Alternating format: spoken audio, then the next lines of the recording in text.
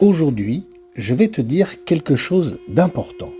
Beaucoup de gens imaginent que pour pratiquer le Sun-Do, il faut suivre à la lettre une méthode rigide sans jamais bouger. Mais en réalité, il faut aussi adapter la pratique à ton propre corps, à ta respiration, à ton rythme. Sinon, tu risques de te blesser ou de forcer au-delà de ce qui est juste. Le Sun-Do, ce n'est pas un carcan.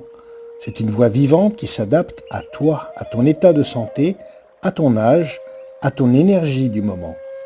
Si tu pratiques correctement, même de façon progressive, tu te rends vite compte que ce n'est pas seulement une gymnastique ou une technique de respiration, mais une voie d'entretien de la santé et une pratique de longévité qui vient des anciens sages.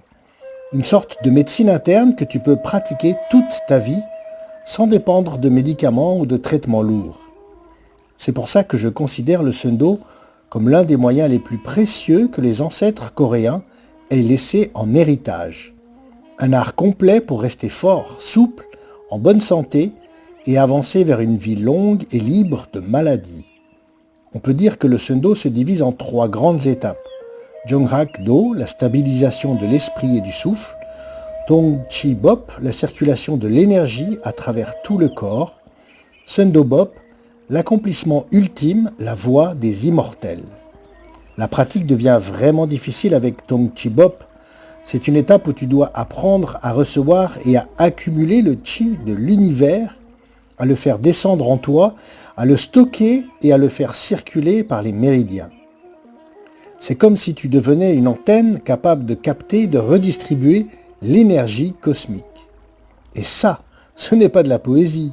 Tu le ressens vraiment dans ton corps. Tu sens la chaleur, les vibrations, parfois même des phénomènes étranges. Chaque étape demande non seulement de la pratique, mais aussi une transformation intérieure. Mais tu y retrouveras une jeunesse, une vitalité que tu croyais peut-être perdue.